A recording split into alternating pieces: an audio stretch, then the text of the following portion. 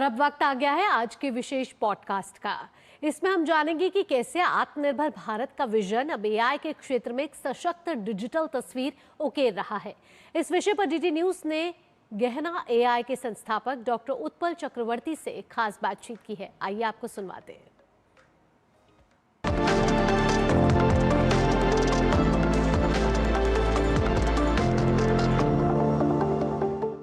नमस्कार, स्वागत है आपका डीडी न्यूज के इस खास पॉडकास्ट में। आपके साथ मैं हूं गौरव श्रीवास्तव। कभी दुनिया की ताकत सेनाओं और हथियारों से तय होती थी, फिर दौर आया तेल, अर्थव्यवस्था और परमाणु शक्ति का।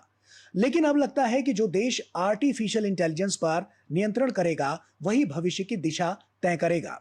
जिस देश ने यूपीआई और आधार के जरिए डिजिटल रेवोल्यूशन की नई परिभाषा लिखी, क्या अब वही भारत एआई की दुनिया में भी अपनी संप्रभु पहचान बनाने जा रहा है?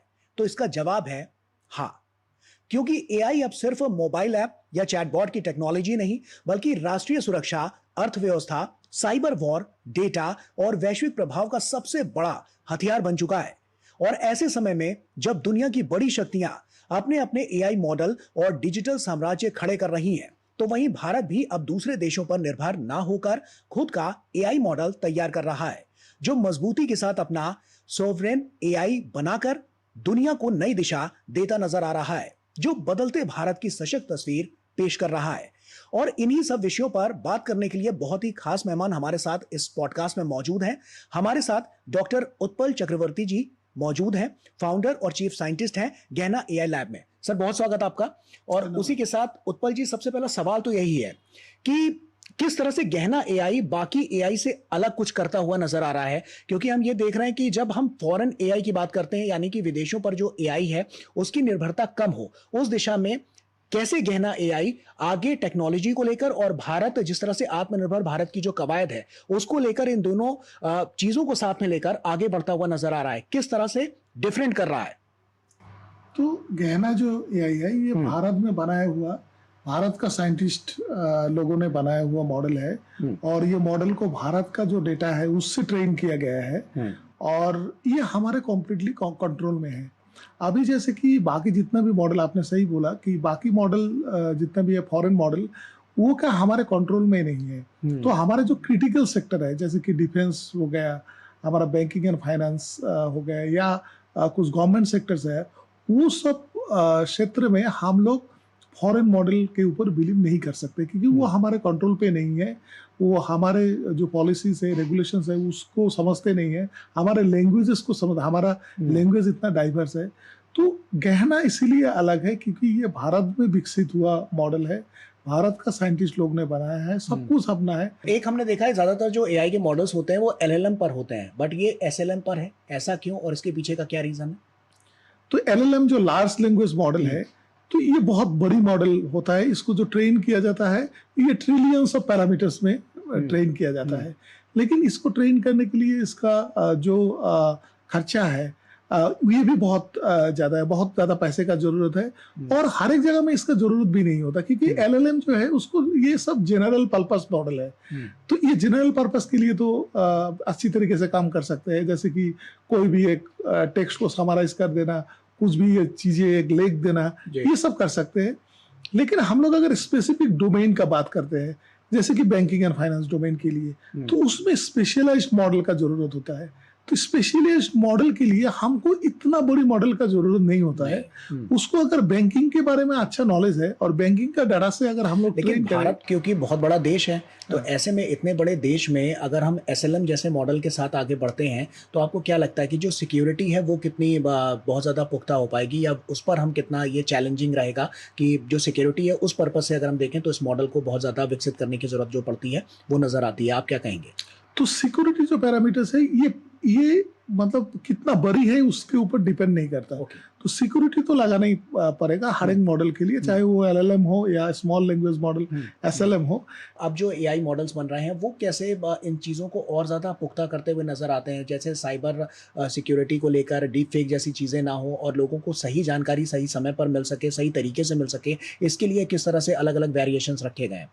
तो अभी जो हमारा एक मॉडल पे काम कर रहा है जिसको गहना साइबर माइंड बोलते हैं, तो ये साइबर सिक्योरिटी के लिए है। तो ये साइबर सिक्योरिटी क्या है, ये साइबर सिक्योरिटी जितना भी इंसिडेंस हुआ है ये सब डेटा से ये मॉडल को ट्रेन किया गया है। ठीक है। तो ये मॉडल के अंदर अभी वो इंटेलिजेंस है कि कोई भी नई साइबर ऐसा थ्रेड आ जाए उसको वो पकड़ सके सही टाइम पे और नोटिफाई कर सके कि ये ऐसा एक थ्रेड है, तो इसको हम लोग पहले से ही उसको कैसे हम लोग कॉम्बैट कर सके।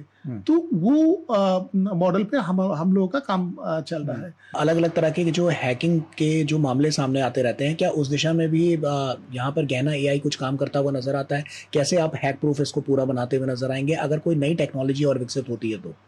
हाँ जी, तो ये जो सिस्टम है, ये सिस्टम को हम लोग बोलते हैं एडाप्टिव सिस्टम। एडाप्टिव सिस्टम मतलब क्या है, ये सिचुएशन के हिसाब से खुद को एडाप्ट कर, खुद सीख सकता है, खुद एडाप्ट हो सकता है।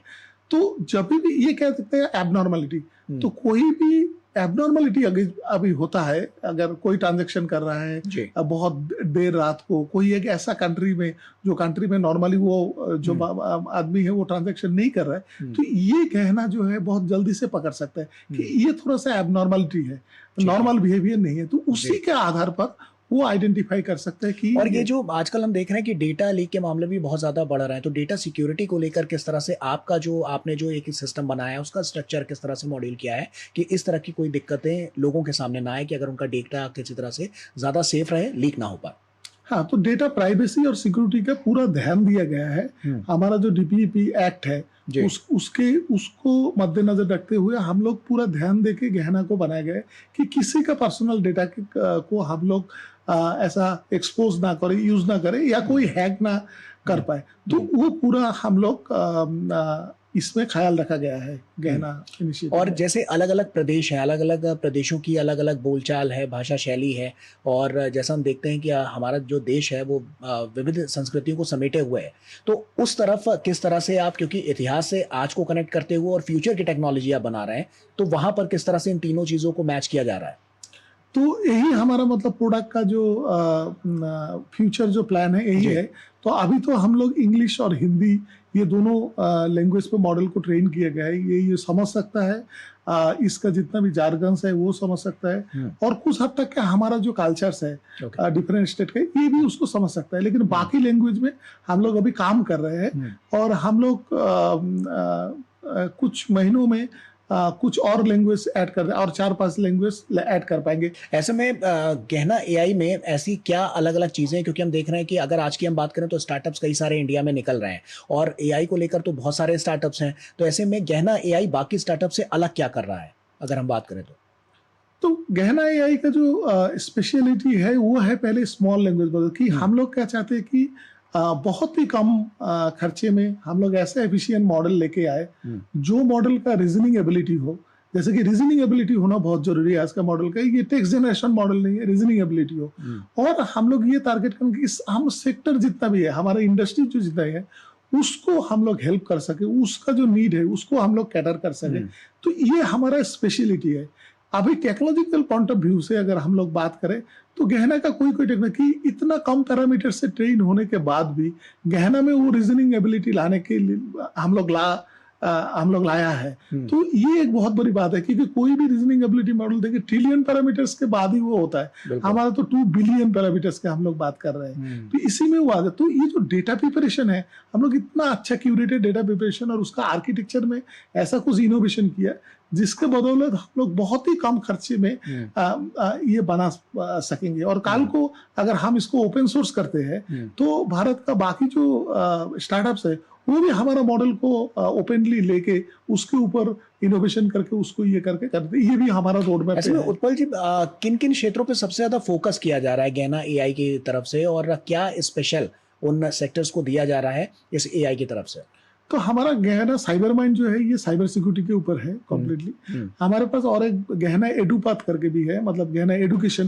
तो ये बेसिकली एडुकेशन के लिए हम लोग यूज करते। तो ये जो है education related, educational institution related, courses related, इसका पूरा डेटा से ट्रेन किया गया। तो ये मॉडल इवन की स्किल गैप जो है ये भी बता सकते हैं। जैसे कि कोई भी एक जो प्रोफेशनल है, स्टूडेंट है हमारा, तो वो एक कोई जगह पहुंचना चाहता है, कोई एक कंपनी में नौकरी करना चाहता है या कुछ करना चाहता है, और उसका एक स्किल होना चाहिए। तो वो जो गैप है, ये गैप आइडेंटिफाई करने के लिए अभी तक के कुछ ऐसा ही इंटेलिजेंट टूल है नहीं। तो गहना जो हमारा जो टूल है, वो टूल में एजुकेशन का जो मॉडल है, उसमें इवन की स्किल गैप भी वो एनालिसिस करके बता सकते हैं कि आपको यहाँ अगर पहुंचना है तो ये स्किल गैप है और इसका रोड मैप क्या है इसको ये करने के लिए। तो हमारे ये 3 सेक्टर में अभी हम लोग ज्यादा कॉन्सेंट्रेट किया। तो सिर्फ ये स्किल गैप को बताएगा या उसको फिल कैसे करना है वो भी बताएगा? हाँ जी, वो फिल कैसे करना है वो भी बता देगा कि ये स्किल गैप को फिल कर, तो वो 90 डेज प्लान देता है। जैसे कि 90 अलग अलग प्रोग्राम्स आप कैसे कर सकते हो, कोई ऑनलाइन स्किलिंग कर सकते हो या कोई जगह पे सर्टिफिकेशन ले सकते हो उसको स्किल, या कुछ प्रोजेक्ट कर सकते हो, कुछ पीओसीज कर सकते हो, तो वो सब भी बताते हैं। जो हम देख रहे हैं एक शब्द अभी आर्टिफिशियल इंटेलिजेंस में खासतौर पे बहुत ज्यादा सुनाई देता है, वो है रिस्पॉन्सिबल एआई।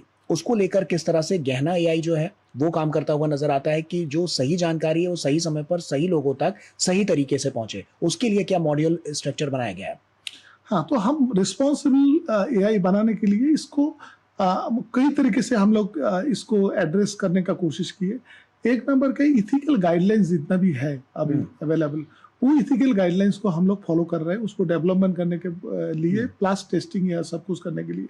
सेकंड थिंग है हमारा जो डेटा पॉलिसीज है, जो कि डीपीईपी का मैं बात कर रहा हूँ, क्योंकि एआई और डेटा कोई अलग चीज नहीं है, ये सेम है, दोनों मिलके ही कुछ बनता है। तो डेटा के ऊपर जितना भी ये है वो हम लोग लगाए, हम लोग फिल्टर्स लगाए हैं, जैसे कि वो कोई ऐसा कुछ चीजें ना बोले जो कि बोलने का जरूरत नहीं है, या कुछ हेलुसिनेशन ऐसा ना करे कि कुछ रॉन्ग इन्फॉर्मेशन ना दे, या कुछ ऐसा इन्फॉर्मेशन दे जिसके वजह से बच्चों में कुछ अलग इफेक्ट पड़े। तो इसके लिए हम लोग प्रॉपर फिल्टरिंग मैकेनिज्म बनाया है जो कि वो इन्फॉर्मेशन को फिल्टर करे। और जब भी वो रीजनिंग एबिलिटी अभी आ गया, तो इससे क्या होता है कि वो खुद के अंदर पहले रीजनिंग करते हैं बिफोर गिविंग द आंसर, और वो रीजनिंग में अगर उसको लगता है कि ये करेक्ट है तो वो देता है। तो ये एक एजेंटिक सिस्टम भी है, क्योंकि अंदर से मतलब मैं कोई भी रिस्पांस देने से पहले दोनों एजेंट काम करता है, एक एजेंट क्रिएट करता है और एक एजेंट रिव्यू करता है। तो ये जैसे कि एक रिव्यूअर काम कर रहा है अंदर से। एआई और आजकल जो हम देख रहे हैं कि क्वांटम भी काफी फोकस किया जा रहा है, आप भी उसके बारे में बहुत अच्छी जानकारी रखते हैं। और तो क्वांटम और एआई अगर जिस तरह से साथ में मिलकर जिस तरह से काम करने की जो बात है, क्या उससे आपको लगता है कि ये जो स्पीड है वो और ज्यादा डबल हो जाएगी या उससे भी ज्यादा हो जाएगी? बहुत ज्यादा हो जाएगी, मतलब डबल नहीं, और ज्यादा तो बहुत ज्यादा हाँ, हो जाएगी, 1000 गुना भी हो सकता है, उससे भी ज्यादा हो सकता है, क्योंकि क्वांटम जो काम करता है ये फंडामेंटल हमारा जो सबएटॉमिक पार्टिकल्स है इसके बिहेवियर के ऊपर काम करता है।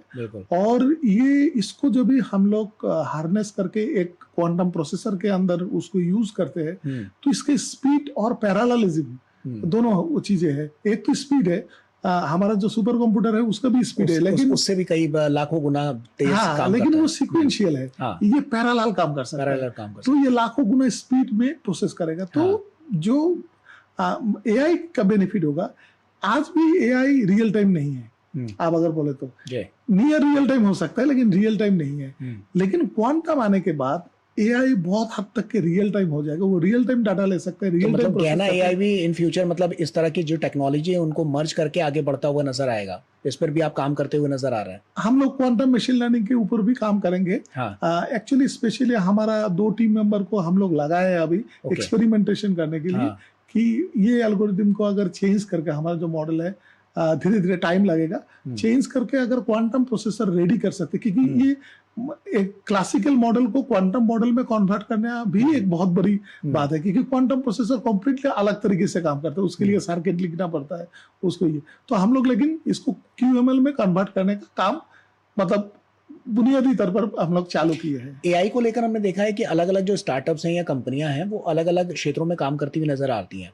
ऐसे में जब गहना एआई की बात होती है तो क्या यहाँ पर फार्मिंग के लिए या एग्रीकल्चर के सेक्टर में भी कुछ आप करते हुए नजर आ रहे हैं? उस दिशा में किस तरह से आप आगे बढ़ते हुए नजर आ रहे हैं?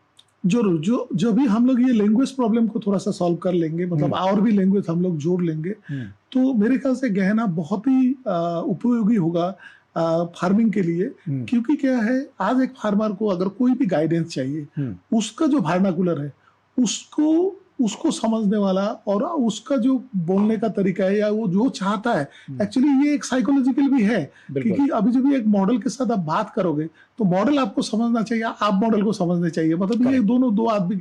तो मेरे ख्याल से गहना हमारा मॉडल है, हमारा डाटा से ट्रेन है, तो एक टाइम पे जाके ये ऐसा हो जाएगा, ये एग्रीकल्चर के लिए बहुत सेक्टर जो है, स्पेसिफिकली जो इंटरेक्शन रिलेटेड सेक्टर है, जो कि जो फार्मर के साथ इंटरेक्शन ही है, इसमें बहुत काम आने वाला है। बहुत बहुत शुक्रिया हमसे जुड़ने के लिए और तमाम बातचीत विस्तार से यहाँ पर करने के लिए, क्योंकि साफ तौर पर देखें तो आर्टिफिशियल इंटेलिजेंस जिस तरह से हम देख रहे हैं कि लगातार बढ़ता हुआ नजर आ रहा है, ऐसे में गहना एआई जो है वो भी इसके साथ किस तरह से आगे बढ़ रहा है। अलग अलग तरह के मॉडल्स यहाँ पर लॉन्च किए जा रहे हैं जो आने वाले समय में बेहतर भविष्य का निर्माण तो करेंगे, लेकिन सीधे तौर पर लोगों को भी फायदा पहुंचाते हुए नजर आएंगे। तो बहुत बहुत शुक्रिया आपका उत्पल जी हमसे जुड़ने के लिए और तमाम बातचीत यहाँ पर हमसे करने के लिए। तो इसी के साथ फिलहाल इस खास पॉडकास्ट में इतना ही। आप बने रहिए डीडी न्यूज के साथ। हमारी पूरी टीम को दीजिए इजाजत। नमस्कार।